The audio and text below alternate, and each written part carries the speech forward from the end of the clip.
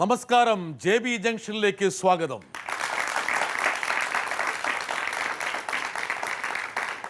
മലയാള സിനിമയിലെ നിത്യഹരിത സാന്നിധ്യം ജഗദീഷായിരുന്നു കഴിഞ്ഞ ദിവസം നമ്മുടെ അതിഥി. ജഗദീഷുമായിട്ടുള്ള സംഭാഷണം ഈ എപ്പിസോഡിലും തുടരുകയാണ്. ജഗദീഷിൻ്റെ അഭിനയ ജീവിതം ഇയാളെ അറിയോ? എൻ്റെ ആദ്യത്തെ ഫിലിമാണ് മൈ ഡിയർ കുട്ടിച്ചാത്തൻ. ഇത് അഭിനയിക്കാൻ പോകുമ്പോൾ ഈ ബ്രിട്ടാസ് ചോദിച്ച പോലെ രസകരമായിട്ടുള്ള അനുഭവങ്ങളുണ്ട്. അതായത് മഞ്ഞിൽ വിരിഞ്ഞ പൂക്കളിൻ്റെ ഡബ്ബിംഗ് സമയത്ത് ശങ്കറിന് പറ്റിയ വോയിസ് തേടി മോഹൻലാൽ ആകാശവാണിയിൽ വരുന്നു. അപ്പം ഞാൻ അവിടെ ഇതളുകൾ പെർഫോം ചെയ്യാനായിട്ട് അവിടെ ഉണ്ട്. അപ്പോൾ മോഹൻലാൽ സിനിമയിൽ അഭിനയിച്ച വിവരം നമ്മൾ അറിഞ്ഞു കഴിഞ്ഞു, ഷൂട്ടിങ് കഴിഞ്ഞു. ഞാൻ വളരെ ഒരു നടനെ കാണുകയാണ്. മോഹൻലാൽ സുഹൃത്താണ്. എങ്ങനെയുണ്ടായിരുന്നു? നന്നായിരുന്നു, കാര്യങ്ങളൊക്കെ. ഇവിടെ ശങ്കറിനെ പറ്റി ഒരു വോയിസ് ആകാശവാണിയിൽ നിന്ന് കിട്ടുമെന്ന് നോക്കാൻ വന്നതാണെന്ന് പറഞ്ഞു. അപ്പോൾ അതിനുശേഷം രണ്ടാമത്തെ ചിത്രത്തിൽ ഇതേപോലെ താരങ്ങൾ ആവശ്യമുണ്ടെന്ന് പറഞ്ഞ് നവോദയ പരസ്യം ചെയ്തിരുന്നു. അപ്പോൾ മോഹൻലാൽ ആകാൻ വേണ്ടി ഞാനും പല സൈസിലുള്ള ഞങ്ങളുടെ സുഹൃത്ത്, എൻ്റെ സുഹൃത്താണ് പാരമൗണ്ട് സ്റ്റുഡിയോ, അദ്ദേഹം എടുത്തു തന്ന കുറേ ഫോട്ടോകൾ, ഇങ്ങനെയൊക്കെയുള്ള ടിപ്പിക്കലായിട്ടുള്ള ചില ഫോട്ടോസൊക്കെ ഇങ്ങനെ വെച്ചിട്ട് ഫോട്ടോ ഒക്കെ എടുത്ത് അയച്ചു. അതൊക്കെ എങ്ങനെ ഇരിക്കുമെന്നുള്ള എനിക്ക് ഏറെക്കുറെ ഊഹിക്കാമല്ലോ. ഇപ്പം ഈ രൂപം കണ്ടല്ലോ. അപ്പോൾ അത് ഫോട്ടോ അയച്ചപ്പോൾ നവോദയയിൽ നിന്ന് ഒരു ഫോൺ കോൾ, എത്രയും പെട്ടെന്ന് നിങ്ങൾ നവോദയയിൽ ചെല്ലണം, കാക്കനാട് സ്റ്റുഡിയോയിൽ. അപ്പോൾ ഞാൻ വിചാരിച്ചു അടുത്ത മോഹൻലാൽ ആകാനുള്ള ഇൻവിറ്റേഷനാണ്. അവിടെ ചെന്നപ്പോഴാണ് പറയുന്നത് ഒരു ദിവസത്തെ വർക്കാണ്. അതും ഒരു സീൻ 1.5 സീൻ എന്ന് പറയാം. ഇതിൻ്റെ ഒരു കണ്ടിന്യൂഷൻ ഉണ്ട്. തലേ ദിവസം പിന്നെ വൈകുന്നേരം അവിടെ, നാളെയാണ് ഷൂട്ടിംഗ്. ഞാൻ അതുവരെ ജീവിതത്തിൽ ഷൂട്ടിംഗ് കണ്ടിട്ടില്ല. സിനിമയോട് വളരെ ക്രേസുള്ള ആളാണ്. ഫസ്റ്റ് ഡേ സിനിമ കാണുന്ന ആളാണ്, പക്ഷേ ഷൂട്ടിംഗ് കണ്ടിട്ടില്ല ഞാൻ. അപ്പോൾ ഇനി ഞാൻ ആകെ കൺഫ്യൂസ്ഡായി. ഇനി ഞാൻ രാജീവ് കുമാർ, then രഘുനാഥ് പലേരി, ജിജോ, ഇവരോടൊക്കെ ചോദിച്ചു എന്താ, മാത്തൻ അസോസിയേറ്റ് ഡയറക്ടർ. അപ്പോൾ ഞാൻ ചോദിച്ചു എനിക്ക് ഒരു പരിചയമില്ല. അതൊന്നും സാരമില്ല, ഈ സ്ക്രിപ്റ്റ് തന്നു. ഈ പേരൊക്കെ ടീന ചഞ്ചൂറിയ, ലോല ജിൽബിയ എന്നൊക്കെ ഞാൻ ഇംപ്രവൈസ് ചെയ്താ. ഓ ശരി, അതൊക്കെ മനസ്സിൽ കിടക്കുന്ന പേരുകളായിരുന്നു. അല്ലല്ല, ഈ ചുമ്മാ എങ്കിലും ഓരോ പേര്. You have nothing to lose but 2 rupees and they have nothing to lose but their clothes. ഈ ഇങ്ങനെ ഒരു അനൗൺസർ പറയേണ്ട ഇംഗ്ലീഷൊന്നുമില്ല, പക്ഷെ ഒരു തമാശയൊക്കെ ഉണ്ടാക്കി അവരെല്ലാവരും കൂടെ ആ മൂഡിലായിരുന്നു. അപ്പോൾ അത് പറഞ്ഞ് അശോക് കുമാർ സാറായിരുന്നു ക്യാമറ. എനിക്ക് ഷൂട്ടിംഗ് നേരത്തെ അതുമായിട്ട് ബന്ധമില്ലായിരുന്നുകൊണ്ട് എൻ്റെ എല്ലാ ഷോട്ടും ഓക്കെ ആയിരുന്നു. കാരണം എനിക്കിതിൻ്റെ ഒറ്റ ടേക്കിൽ ഓക്കെ. അവരോട് പരാതിയൊന്നും ഉണ്ടായിരുന്നില്ല. ഇല്ല, 1.5 സീൻ മാത്രം തന്നതിൽ ഇല്ല ഒരു പരാതിയില്ല. അതിൽ വേറൊരു രസമുണ്ട് ഇവിടെ.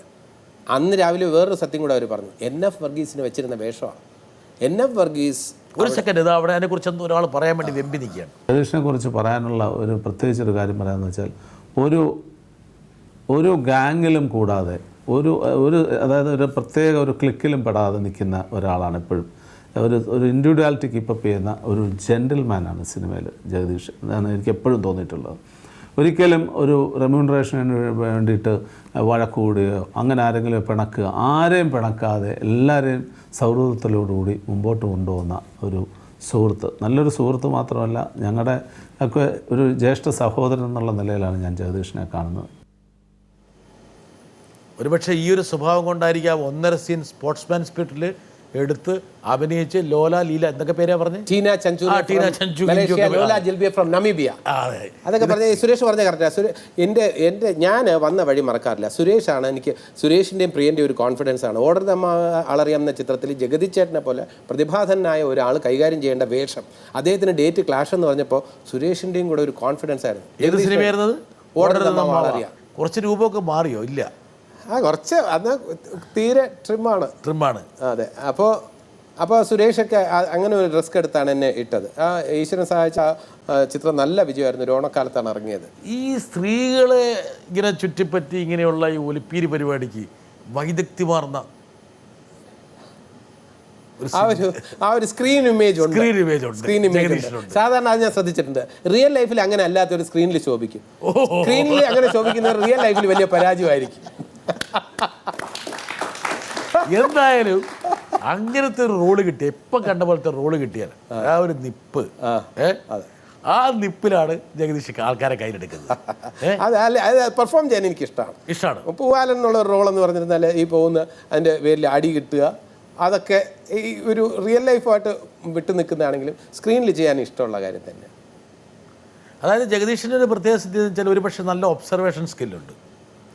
അത് താങ്കൾ ഓരോരുത്തർ ഓരോ മേഖലയിൽ എങ്ങനെയാണ് വിരാജിക്കുന്നത്, അവരുടെ ഒരു പ്രത്യേകതകൾ നന്നായിട്ട് മനസ്സിലാക്കിയിട്ട് ഇപ്പോൾ ഒരു പൂവാലിനെ അഭിനയിക്കണമെങ്കിൽ ജഗദീഷിൻ്റെ അത്രയും പെട്ടെന്നൊരു പൂവാലിനെ ഞാൻ മലയാള സിനിമയെ കണ്ടിട്ടില്ല. ഞാൻ സീരിയസ് ആയിട്ട് പറയാം. ആ നിപ്പിൽ തന്നെ ഒരു ഏറെക്കേടുണ്ട്, ഒരു കുഴച്ചിലുണ്ട്. പിന്നെ ആ ചുണ്ട്, കണ്ണ്, പിന്നെ കണ്ണ് താങ്കളുടെ വല്ലാത്തൊരു കണ്ണാണ്. ഉണ്ടക്കണ്ണന്നല്ലേ വിളിക്കുന്നത് ജഗദീഷ്. ഒരുപക്ഷെ താങ്കൾക്ക് താങ്കളുടെ ഈ ഒരു സിദ്ധി അറിയുന്നുണ്ടാവില്ല. ഇത് യഥാർത്ഥത്തിൽ എൻ്റെ ഒരു അഭിപ്രായത്തിൽ നിത്യജീവിതത്തിൽ താങ്കൾ പ്രയോഗിക്കേണ്ടിയിരുന്നതാണ്. അത് ചിലത് അത് മിസ്സായിട്ടുണ്ടാവും. ഇത് പറയുമ്പോൾ ഒരു കാര്യം കൂടെ പറഞ്ഞോട്ടെ. ഇത് എന്നെ കൊണ്ട് ഇങ്ങനെയൊക്കെ ചെയ്യിക്കാൻ കഴിയും എന്നുള്ളത് നല്ലതുപോലെ മനസ്സിലാക്കിയിട്ടുള്ള 2 ഡയറക്ടേഴ്സാണ്. ഒന്ന് പ്രിയനും ഒന്ന് സിദ്ദിഖ് ലാലും. ഇപ്പം സിദ്ദിഖ് ഈ കാര്യങ്ങളൊക്കെ ഞാൻ ചെയ്യുന്ന രീതിയിൽ തന്നെ ഞാൻ എങ്ങനെ ചെയ്യുന്നുള്ള അവർ നേരത്തെ കണ്ടിരുന്നു. അതിനവരെ പ്രത്യേകം അഭിനന്ദിക്കണം. സ്ക്രിപ്റ്റിൽ സിദ്ദിഖ് അവതരിപ്പിക്കുമ്പോൾ അപ്പോൾ ജഗദീഷ് പൗഡറൊക്കെ ഇട്ട് ഇങ്ങനെ വന്നിട്ട് അപ്പം നമുക്ക് നോക്കുമ്പോൾ ജഗദീഷ് ഇങ്ങനെ കാണിച്ച് പിന്നെ ഇങ്ങനെ അതിങ്ങനെ സിദ്ദിഖ് ഞാൻ എങ്ങനെ ചെയ്യുമോ അതേപോലെ സ്ക്രിപ്റ്റ് വായിക്കുമ്പോൾ തന്നെ പറഞ്ഞു തരും. അപ്പോൾ എൻ്റെ ജോലി വളരെ എളുപ്പമാണ്. അപ്പം ഞാൻ എൻ്റെ ഒരു കോൺട്രിബ്യൂഷൻ ഇല്ല എന്ന് പറയുന്നില്ല, പക്ഷേ എന്നെ കൊണ്ട് ചെയ്യിപ്പിക്കുക എന്ന് പറയുന്നത്, അല്ലെങ്കിൽ ഞാനാണ് he is the right man to do this role. ജഗദീഷിൻ്റെ സിനിമാ ജീവിതത്തിലെ സബരിയിലെ വളരെ പ്രധാനപ്പെട്ട ഒരു വേണമെങ്കിൽ ഒരു വഴിത്തിരിവെന്ന് പറയാവുന്നൊരു സിനിമയുണ്ട്. ഏറ്റവും കൂടുതൽ എൻ്റെ ജീവിതത്തിൽ ഫിസിക്കലായിട്ടുള്ള സ്ട്രെയിൻ ഞാൻ എടുത്തിട്ടുള്ള ഒരു റോളാണത്. KP Nair, sub inspector, Karnataka sub inspector KP Nair എന്ന് പറഞ്ഞ റോള്. അതിൽ എത്രയോ ദിവസം കൊണ്ടാണ് ഈ സീക്വൻസ് ഷൂട്ട് ചെയ്തത്. അതിൽ പ്രിയൻ്റെ ഒരു കോംപ്ലിമെൻ്റ് ഉണ്ടായിരുന്നു. ഇത് വേറെ ഭാഷകളിൽ ഈ സീക്വൻസ് ഷൂട്ട് ചെയ്തപ്പോൾ ഒരുപാട് ഡ്യൂപ്പ് യൂസ് ചെയ്യേണ്ടി വന്നു എന്ന് പറഞ്ഞു. എനിക്കിതിൽ റോപ്പ് വെച്ചിട്ട് ഒരുപാട് ഞാൻ തന്നെയാണ് ചെയ്തിട്ടുള്ളത്. അത് പ്രിയൻ വളരെ ശരീരത്തിന് പ്രത്യേകിച്ച് കേടുപാടൊന്നും സംഭവിച്ചില്ലേ? ഇല്ല, ചെറിയ ചെറിയ അബദ്ധങ്ങൾ സംഭവിച്ചിട്ടുണ്ട്. ഇത് പറയുകയാണെന്നുണ്ടെങ്കിൽ ഒരിക്കൽ മറ്റേ ഈ ഒരു കൈവണ്ടിയിൽ ഇങ്ങനെ കയറി പോകുന്നിടത്ത് കമ്പി ഇങ്ങനെ പകുതി വെച്ച് പൊട്ടിയിട്ടുണ്ട്. ഗോഡ് ഫാദറിൽ സിദ്ദിഖ് ലാലും എല്ലാവരും ഓടി വന്നു. കാരണം ഞാൻ മാവിൻ്റെ മുകളിൽ നിന്ന് വീഴുമ്പോൾ പകുതി വെച്ച് കമ്പി പൊട്ടി താഴെ വീണു. ഭാഗ്യവശാൽ പകുതിക്ക് വെച്ചാണ് കമ്പി പൊട്ടിയത്. അപ്പോൾ എല്ലാവരും ഹോൾ യൂണിറ്റ്, അത് സിദ്ദിഖ് വളരെ അതിൻ്റെ ഞാൻ പറയുന്നതിനേക്കാളും സിദ്ദിഖിനോടോ ലാലിനോടോ ചോദിച്ചാൽ അവർ പറയും ഈ രംഗമാണ്. അതെ, ഈ രംഗത്തിൽ പകുതി വെച്ച് കമ്പി പൊട്ടി താഴെ വീണു. ഹോൾ യൂണിറ്റ് ഷോക്ക്ഡായി എല്ലാവരും കൂടെ ഓടി വന്നു. പക്ഷേ ഈ പകുതിക്ക് ശേഷമാണ് കമ്പി പൊട്ടിയത്. അപ്പോൾ അതുകൊണ്ട് തമാശ, അന്ന് സിദ്ദിഖ് ലാൽ തമാശ പറഞ്ഞു. അവർ പറഞ്ഞു, സ്റ്റണ്ട് മാസ്റ്റർ എടുത്ത് ചോദിച്ചു, ഇതെന്താണ് ഇത് നല്ല ബലമുള്ള കമ്പി എന്ന് പറഞ്ഞിട്ട്, അല്ല സാർ നല്ല strong sir, MGR sir use പണ്ണ കമ്പി സാർ, നല്ല സ്ട്രോങ് സാർ. അപ്പോൾ എന്ത് പഴക്കമുണ്ടെന്ന്. ഒരു സിനിമ ഗോഡ് ഫാദർ, അവരുടെ 3 ചിത്രങ്ങളിലേ ഞാൻ അഭിനയിച്ചിട്ടുള്ളൂ. ആ 3ഉം എനിക്ക് ഭയങ്കര. ഗോഡ് ഫാദറിൽ എനിക്ക് ഇപ്പോഴും ജഗദീഷിനെ കുറിച്ച് ചിന്തിക്കുമ്പോൾ എൻ്റെ മനസ്സിൽ വരുന്ന രംഗമുണ്ട്. ഞാനത് പറയുന്നില്ലെങ്കിൽ ഈ ഇൻ്റർവ്യൂവിനോട് ചെയ്യുന്നൊരു അനീതിയായിരിക്കും. അതായത് മുകേഷിനെ കാണാൻ വേണ്ടിയിട്ട് മാളു വരുന്നു. അപ്പോൾ മുകേഷ് മുണ്ടൊന്നും കൊടുത്തിട്ടില്ല, ഈ ഹോസ്റ്റൽ മുറി കിടക്കാണല്ലോ. അപ്പോൾ ആകെ പരിങ്ങുന്നു. അവസാനം മുണ്ടൊക്കെ എടുത്ത് കൊടുക്കുന്നു ജഗദീഷ്. അത് കഴിഞ്ഞ് ജഗദീഷ് ഇങ്ങനെ എണ്ണയൊക്കെ തെച്ചിരിക്കുകയാണ്. അത് കഴിഞ്ഞ് അവർക്ക് സ്വകാര്യമായിട്ടൊന്ന് സംസാരിക്കണം എന്ന് പറയണു. അപ്പോൾ ജഗദീഷ് പുറത്തേക്ക് ഇറങ്ങിയിട്ട് അതിന് പുറത്ത് നിന്നിട്ട് അങ്ങനത്തെ ഒരു ഗോഷ്ടി. അതാ ഞാൻ പറഞ്ഞത്, അത് എൻജോയ് ചെയ്ത് ആണ് ഇവർ റോള് ചെയ്യുമ്പോൾ അത് നമ്മൾ എൻജോയ് ചെയ്താൽ ആ റോള് നന്നാവും. അതാ എങ്ങനെ എൻ്റെ ആ ഒരു ബോഡി ലാംഗ്വേജ് ഇപ്പോൾ ഒന്ന് റിപ്പീറ്റ് ചെയ്യുകയാണെങ്കിൽ എങ്ങനെ വരും? ആയിട്ടില്ല, പകുതി എത്തിയിട്ടുള്ളൂ.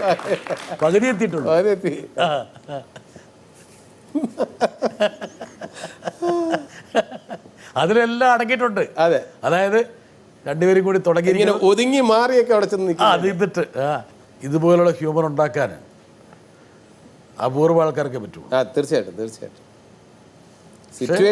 സിറ്റുവേഷൻസ് തന്നെ ബ്യൂട്ടിഫുള്ളാണ്. അപ്പം പിന്നെ നമ്മുടെ എല്ലാം ജോലി വളരെ എളുപ്പമായി. ആ ഒരു ബ്രെയിൻ, എനിക്ക് തോന്നുന്നു അവർക്ക് അവരുടെ വിജയം എന്ന് വെച്ചാൽ നിങ്ങളുടെയൊക്കെ കയ്യിലിരിപ്പ് കൃത്യമായിട്ട് അഭിനയത്തിലേക്ക് പറിച്ചിടാൻ വേണ്ടി അവർക്ക് പറ്റിയതുള്ളതാണ്. അല്ല, ഈ പറഞ്ഞല്ലോ അസോസിയേറ്റ് ഡയറക്ടേഴ്സ് ആയിരുന്നപ്പോഴേ സിദ്ദിഖും ലാലുമായിട്ട് നല്ല അടുപ്പമുണ്ടായിരുന്നു. അപ്പോൾ ഞാൻ പറയുന്ന ചെറിയ തമാശകൾ, അപ്പോൾ നമ്മൾ ഒരുമിച്ചാണ് റൂംസിൽ കഴിഞ്ഞിട്ടുള്ളത്. വലിയ റൂമിൽ ഒരു 5 ബെഡ് ഉള്ള റൂമിലൊക്കെയാണ് മണിവത്തൂരിലെ ശിവരാത്രി സമയത്ത്. അപ്പോൾ ആ സമയത്തുള്ള എൻ്റെ പെരുമാറ്റവും കാര്യങ്ങളും ഒക്കെ അവർ നന്നായിട്ട് ഒബ്സർവ് ചെയ്തിട്ടുണ്ടായിരുന്നു. അത് വെച്ചിട്ടാണ് അവർ ആലോചിച്ചത് അത് ജഗദീഷിനെ കൊണ്ട് ചെയ്യിക്കാം. കാലടി ജഗദീഷ്. കാലടിയിൽ ഒരു ആദിശങ്കരനും പിന്നെയുള്ളത് കാലടി ജഗദീഷാണ്. അപ്പം നെടുമുടി വേണു പറയുന്നു, കാലടി എന്ന് പറയുമ്പോൾ ഒരിടത്ത് ശ്രീ ശങ്കരാചാര്യർ എറണാകുളം കാലടിയിൽ, തിരുവനന്തപുരത്ത് കാലടിയിൽ ജഗദീഷ്, 2 എക്സ്ട്രീംസ് ആണെന്ന്. ഒന്ന് വിവരം, അതെ, ഒന്ന് വിവരം, ഒന്ന് വിവരക്കേടിന്റെ പീക്ക്. ഇവരൊക്കെ ചില്ലറയില്ലാത്ത പണി തരാറുണ്ട് അല്ലേ? എല്ലാവരും കൊള്ളാം, അങ്ങോട്ടും ഇങ്ങോട്ടും ഒന്നിനൊന്ന് മെച്ചാണ്. അയ്യോ. അപ്പോൾ ഇടയ്ക്ക് ആ സമയത്ത് പറഞ്ഞു, വേണിച്ചേട്ടാ എനിക്ക് ബുധദശയാണ് എന്ന് പറഞ്ഞു. ആ നന്നായി, ഇനിയാണ് ജഗദീഷ് അഭിനയം എന്തെന്ന് പഠിക്കാൻ പോണേ. അങ്ങനെ എല്ലാം അങ്ങോട്ടും ഇങ്ങോട്ടും ഒരുപാട്. ഒരാളെ വിടില്ല. എനിക്ക് തോന്നുന്നു പിന്നെ ജഗദീഷിന് കിട്ടിയൊരു സൗഭാഗ്യവും ഇത്തരത്തിലുള്ള ഒരുപാട് ആൾക്കാരുടെ കൂടെ ഇടപഴകാനുള്ളൊരു അവസരം. അത് ഒരു വിദ്യാർത്ഥി ആയിരിക്കുമ്പോൾ തന്നെ ഒരുപാട് ആൾക്കാരായിട്ട് ഇത്രത്തോളം പരിസരം അറിഞ്ഞ് പ്രവർത്തിക്കുകയും പരിസരം അറിഞ്ഞ് മുന്നോട്ട് പോകാൻ കഴിഞ്ഞ കലാകാരന്മാർ അപൂർവമാണ്. ചില ആൾക്കാർ ഒരുപക്ഷെ ഒരു പ്രത്യേക ഘട്ടത്തിൽ വന്ന് അഭിനയിച്ചു, അവർ തിരിച്ചു പോകുന്നു. താങ്കൾ അങ്ങനെയല്ല. താങ്കൾ ഇങ്ങനെ കടന്ന് എന്താ പറയുക, ഓരോ നിമിഷവും താങ്കളുടെ സചേതനമായിട്ടുള്ള നിമിഷങ്ങളാണ്. എപ്പോഴെങ്കിലും ജഗദീഷിന് തൻ്റെ രൂപഭംഗിയെക്കുറിച്ച് ആശങ്ക ഉണ്ടായിട്ടുണ്ടോ? ഇല്ല, അങ്ങനെ ഒരു രൂപം മോശമാണെന്നോ. ഈ എക്സ്ക്യൂസ് മീ പിന്നീട് വലിയൊരു എക്സ്ക്യൂസ് മീ ആയി. അതെ, എക്സ്ക്യൂസ് മീ ഒരു മാസ്റ്റർ പീസായി മാറി. അതിൻ്റെ ഞാൻ ഫുൾ ക്രെഡിറ്റ് ഞാൻ എടുക്കില്ല. സുരേഷ് ഉണ്ണിത്താനും അതിൻ്റെ റൈറ്റർ പള്ളാശ്ശേരി അവർ തന്നെ പ്ലാൻ ചെയ്തതാണ്. പക്ഷേ എൻ്റെ രീതിയിൽ അത് പറഞ്ഞപ്പോൾ രസകരമായി. അതായത് ഒരു വ്യക്തിയെ കാരിക്കേച്ചർ ചെയ്യാം. ഇപ്പം പിന്നെ കാർട്ടൂണിസ്റ്റ് ഇപ്പോൾ ഇന്ദിരാഗാന്ധി വരയ്ക്കുകയാണെങ്കിൽ ആ മൂക്കാ കയറി പിടിക്കുക. ഓരോരുത്തർക്കും ഓരോ സംഭവമുണ്ട്. ഈ ടെലിവിഷൻ കാരിക്കേച്ചറിങ്ങിൽ എന്തെങ്കിലും ഒരു സാധനം വേണം. ആ കാരിക്കേച്ചറിങ്ങിൽ കയറി പിടിച്ചതാണ് ഈ എക്സ്ക്യൂസ് മീ. ഇതില്ലായിരുന്നെങ്കിൽ ജഗദീഷിൻ്റെ ഉണ്ടക്കണ്ണും മറ്റേ തുണക്കുഴിയൊക്കെ ശരി തന്നെ കാര്യങ്ങൾ, ആ കളലക്ഷണമൊക്കെ കറക്റ്റാണ്. പക്ഷേ എങ്കിലും വേട്ടെ. ഞാൻ ഈ മിമിക്രിയിൽ നിന്നും സിനിമയിൽ വന്ന ഒരാളാണെന്ന് ചേർന്നറിയാമല്ലോ. ആദ്യകാലത്തെ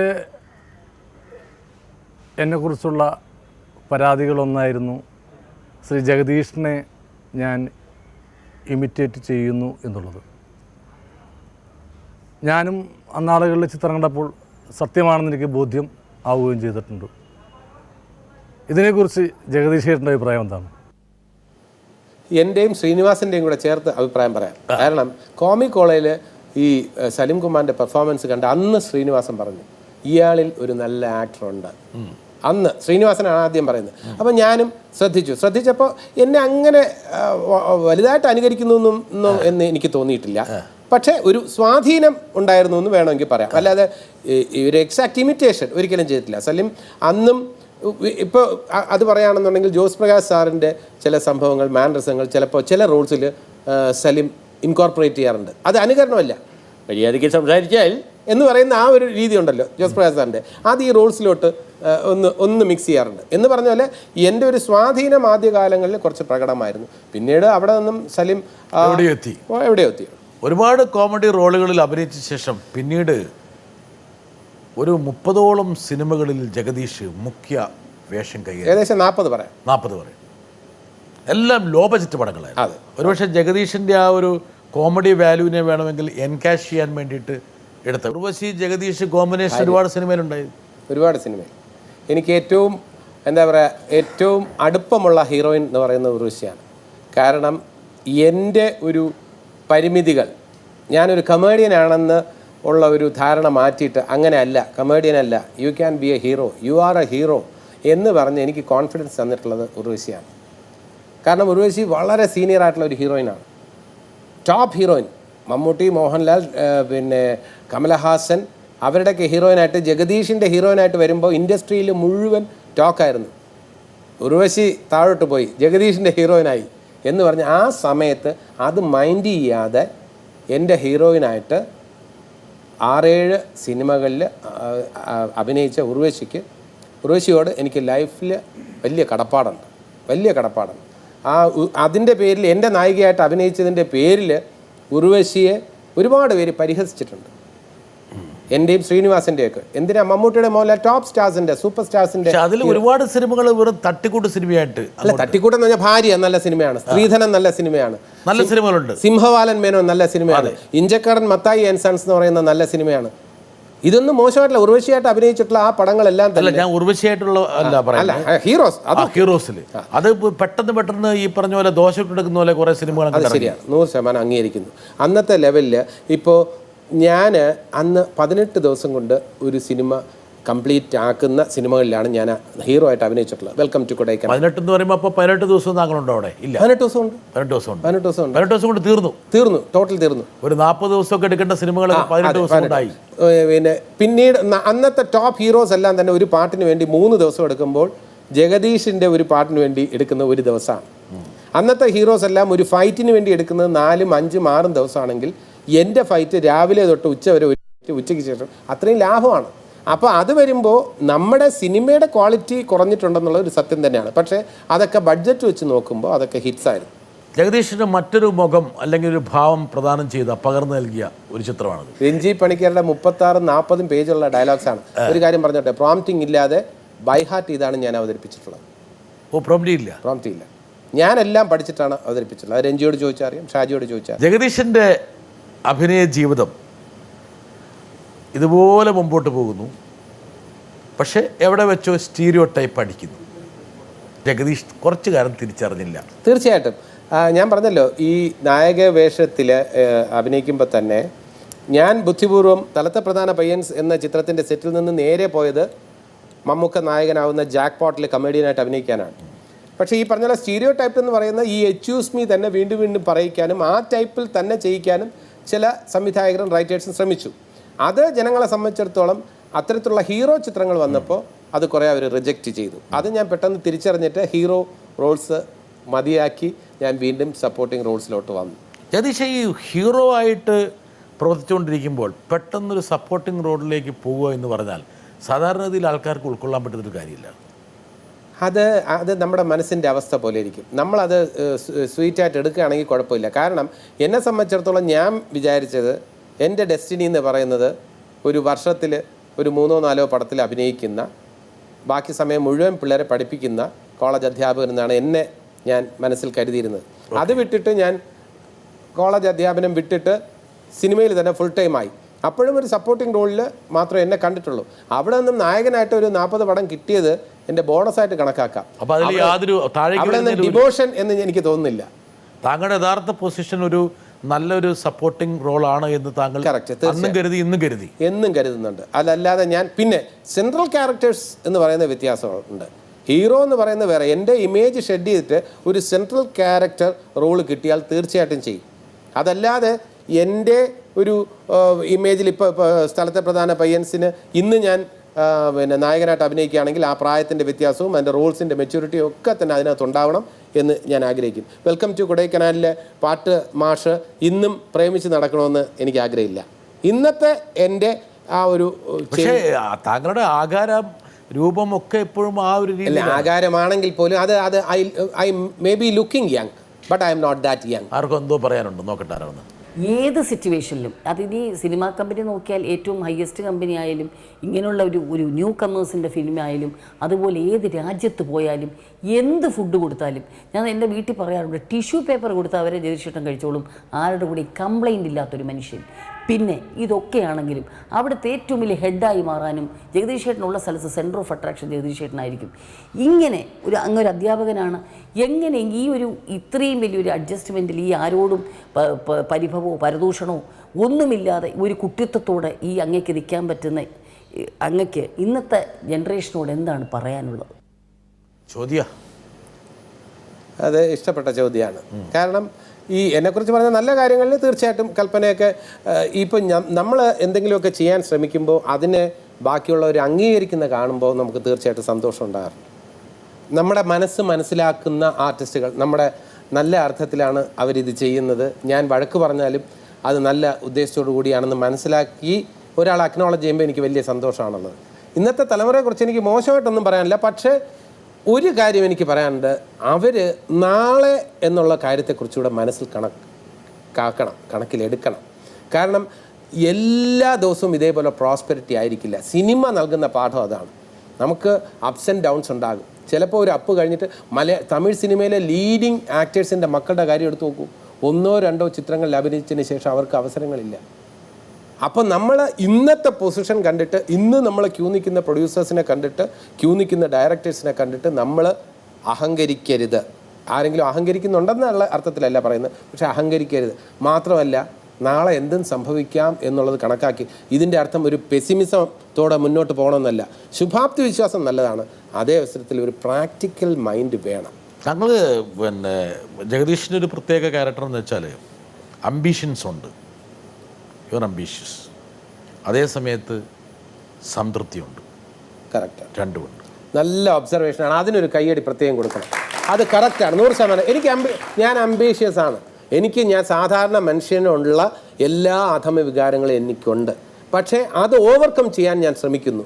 2, ഏതെങ്കിലും കിട്ടിയില്ലെന്ന് കരുതി, 1 എയിം ഹൈ, അത് കിട്ടിയില്ലെന്ന് കരുതി പരിഭവിച്ച് അതൊക്കെ. കൽപ്പന ജഗദീഷിനെ കുറിച്ച് നല്ലത് പറഞ്ഞപ്പോൾ ഞാൻ ശ്രദ്ധിച്ചൊരു കാര്യമുണ്ട്, ജഗദീഷിൻ്റെ കണ്ണ് നിറഞ്ഞു. അല്ല, അത് കാരണം എന്താ വെച്ചിരുന്നാൽ, അതായത് പെട്ടെന്ന് ഈറിനടിഞ്ഞു. ഒരു പക്ഷേ ഒന്ന് തട്ടിയിരുന്നെങ്കിൽ എവിടെയോ അത് കയറി പിടിച്ചു. അല്ല, അതെനിക്ക് ഫീൽ ചെയ്യാൻ, ഇതിങ്ങനെ ഞാൻ കണ്ടുകൊണ്ടിരുന്നു. അത് തീർച്ചയായിട്ടും കറക്റ്റാണ്. ഞാൻ അത് തോന്നാൻ കാരണം വെച്ചാൽ, നമ്മുടെ റിയൽ എഫേർട്സ് മനസ്സിലാക്കാതെ ചിലപ്പോൾ ചിലർ പറയുന്നുണ്ട്, അവൻ ഭയങ്കര സെൽഫിഷാണ്, അവൻ ഭയങ്കര സെൽഫ് സെൻറ്റേർഡാണ്, അവൻ കാര്യം കാണാൻ എന്തും ചെയ്യും എന്ന് പറയുന്ന ഒരു വിഭാഗം ആൾക്കാരുണ്ട്. അവരുടെ കൂട്ടത്തിൽ നിന്നും വേറിട്ട് നമ്മൾ ചെയ്യുന്ന നല്ല കാര്യങ്ങൾ അക്നോളജ് ചെയ്യാനും യു ബി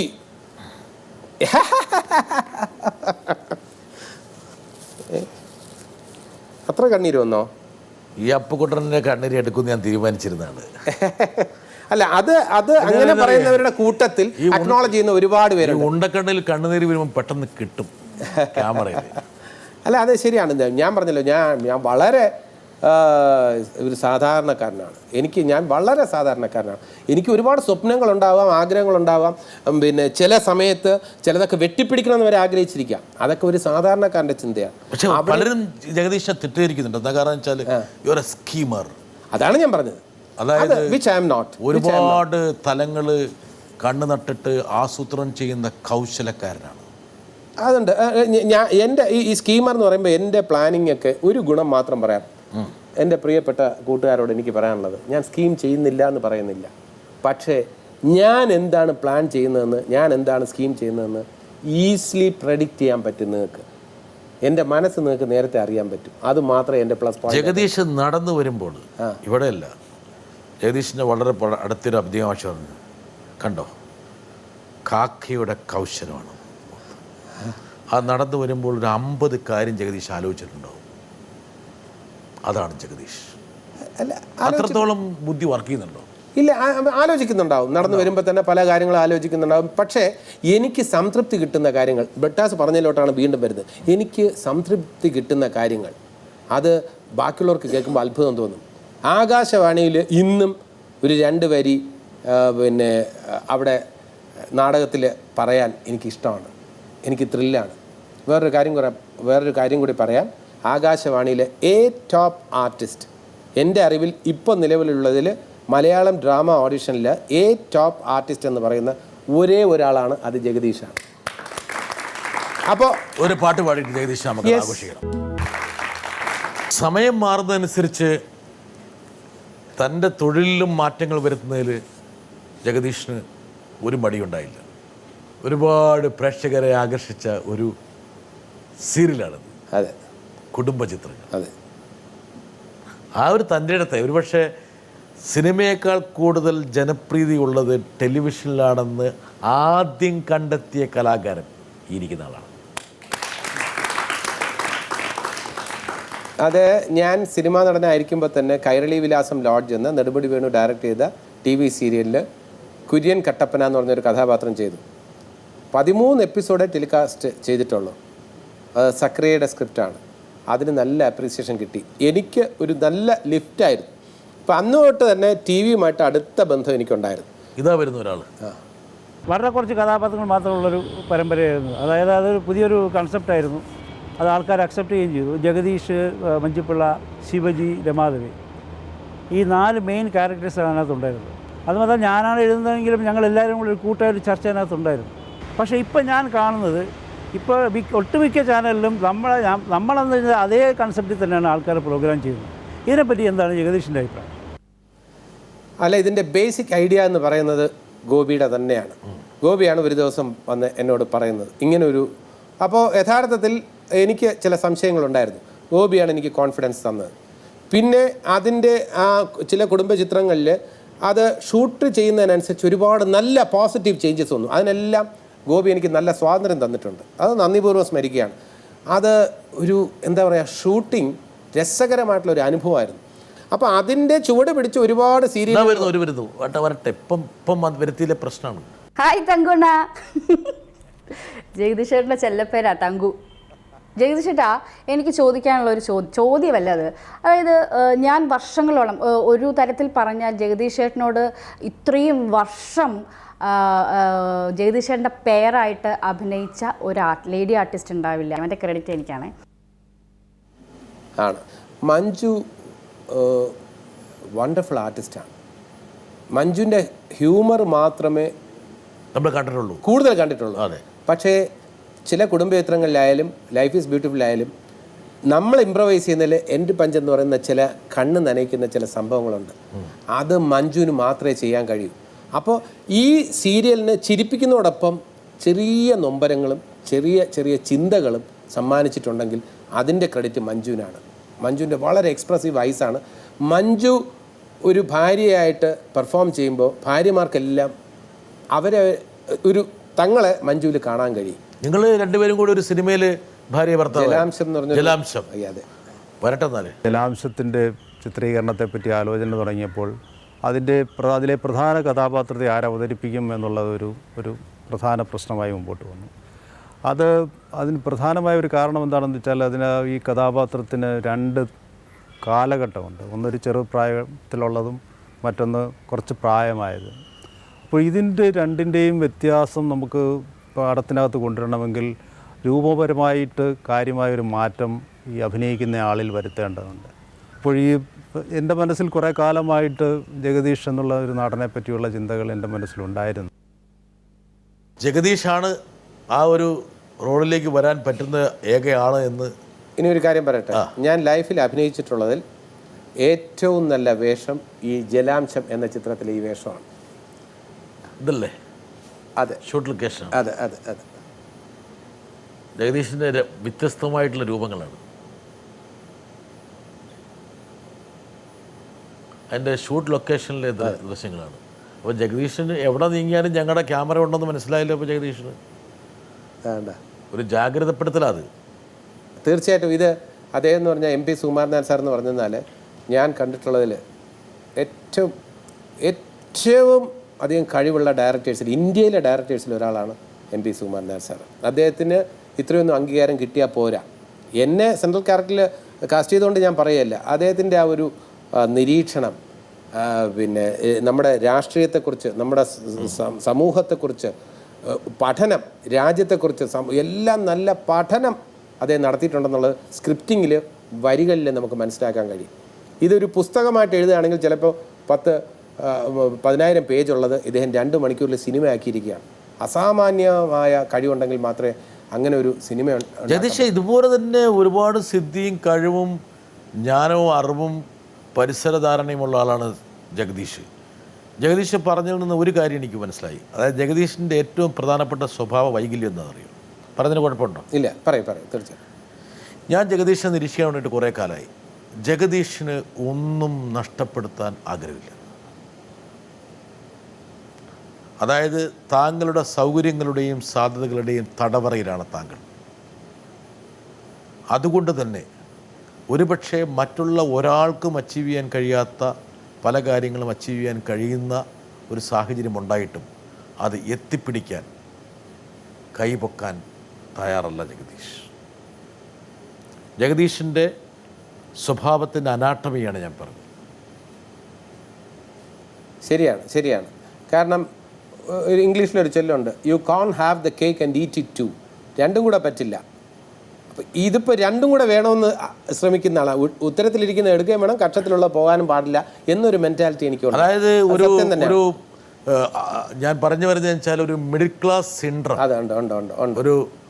അത് ഏറ്റവും കൂടുതൽ ജഗദീഷിനെ മതിക്കുകയാണ്. അത് ഏതെങ്കിലും ഘട്ടത്തിൽ വെച്ച് ആൾക്കാർ ബ്രേക്ക് ചെയ്യും. പക്ഷെ ജഗദീഷ് ബ്രേക്ക് ചെയ്തിട്ടില്ല. അല്ല, ഞാൻ ബ്രേക്ക് ചെയ്യുന്ന ഇപ്പോഴും അത് ബ്രേക്ക് ചെയ്യുന്നതും അതിനുവേണ്ടിയുള്ള എന്ത് സാക്രിഫൈസും ചെയ്യാൻ തയ്യാറായി നിൽക്കുന്നത് ആസ് സച്ച് ഇപ്പോൾ ഞാൻ ആക്ടിങ്ങിലാണ്. എന്ത് സാക്രിഫൈസും എല്ലാ രീതിയിലും ഉദാഹരണത്തിന് എൻ്റെ പേഴ്സണലായിട്ടുള്ള ഈ അപ്പിയറൻസ് മുഴുവൻ ഷെഡ് ചെയ്തിട്ടാണ് ജലാംശം എന്ന ചിത്രത്തിൽ. ഇവിടെ ഒരു ചോദ്യം ഒരാൾക്കുണ്ട്, താങ്കളുടെ ഒരു സുഹൃത്തിന്. വരട്ടെ.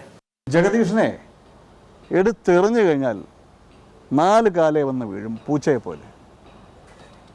അതുകൊണ്ട് തന്നെ എനിക്ക് ജോൺ ബ്രിട്ടാസോടൊപ്പം ഇരിക്കുന്നതിൽ എനിക്ക് ടെൻഷനൊന്നുമില്ല.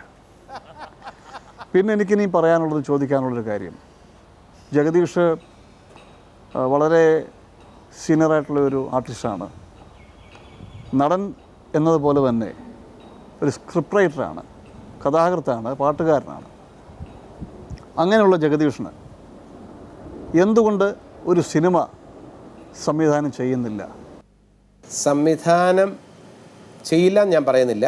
ഈ പറഞ്ഞ പോലെ ഈ റിസ്ക് ഒന്നും നോക്കിയിട്ടൊന്നുമല്ല, സംവിധാനം ചെയ്യും. പക്ഷേ എനിക്ക് സംവിധാനം ചെയ്യുമ്പോൾ ആൾക്കാർ എന്നിൽ നിന്നും പ്രതീക്ഷിക്കുന്നതിൻ്റെ ഒരു 60% എങ്കിലും അവർക്ക് കൊടുക്കണമെന്ന് നിർബന്ധമുണ്ട്. അതിൻ്റെ പ്രിപ്പറേഷൻ എടുക്കണം. ഇപ്പോൾ ഞാനൊരു റൈറ്ററാണ്, അശോകൻ പറഞ്ഞു, അല്ലെങ്കിൽ ജനങ്ങൾ പറയുന്നുണ്ട്.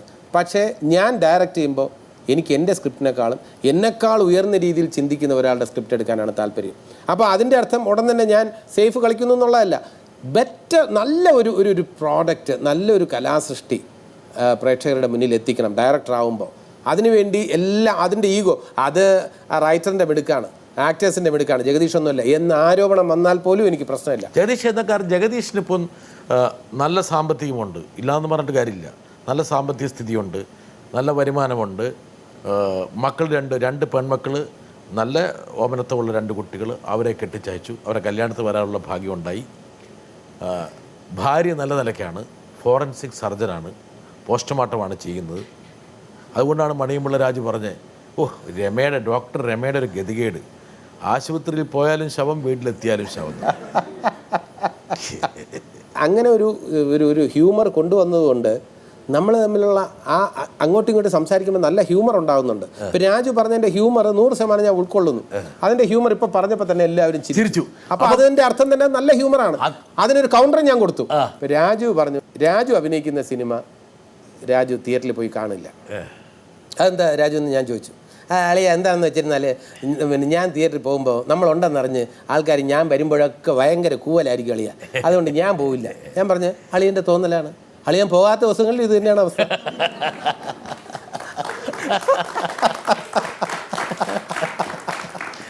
രാജു, എന്റെ ലെവലിൽ കെട്ടേക്കരുത് കേട്ടോ. ഇത് കൊടുക്കേണ്ടത് അവിടെ കൊടുത്താൽ മതി, എനിക്ക് ഇവിടെ തന്നേക്കരുത്. അല്ല, ഇത് ഗിവ് ആൻഡ് ടേക്ക് ആണ്. അപ്പൊ ഈ തമാശ അങ്ങനെ രാജു പറയുമ്പോഴും ഞാൻ പറയുമ്പോഴും നമ്മുടെ ഹ്യൂമർ സെൻസ് ആണ് കൂടുന്നത്. നമുക്ക് ഇംപ്രവൈസ് ചെയ്യാനുള്ള സാധ്യതയാണ് കൂടുന്നത്. നമുക്ക് ഇംപ്രവൈസ് ചെയ്യാനുള്ള കഴിവാണ് ഡെവലപ്പ് ചെയ്യുന്നത്. അത് വേറൊരാളെ വേദനിപ്പിക്കുന്ന തരത്തിലുള്ള തമാശ. ഇതുകൊണ്ടാണ് ഞാൻ പറഞ്ഞത്, അതായത് ഇനി ജഗദീഷ് ഞാൻ നേരത്തെ പറഞ്ഞതുപോലെ ആ റിസ്ക് എടുക്കാനുള്ള ആ ഒരു വൈമുഖ്യത്തെ വെടിയണം. തീർച്ചയായിട്ടും വെടിയുമെന്ന് പ്രതീക്ഷിച്ചുകൊണ്ട് മലയാള സിനിമയിൽ കലാരംഗത്ത് തൻ്റെ കഴിവ് ഇനിയും വിനിയോഗിക്കപ്പെട്ടിട്ടില്ല എന്ന തിരിച്ചറിവിൽ വലിയ വലിയ ചുവടുവെപ്പുകൾ ജഗദീഷ് നടത്തട്ടെ എന്ന് പ്രത്യാശിച്ചുകൊണ്ട് ആശിച്ചുകൊണ്ട് അങ്ങോട്ട് തരുന്നു.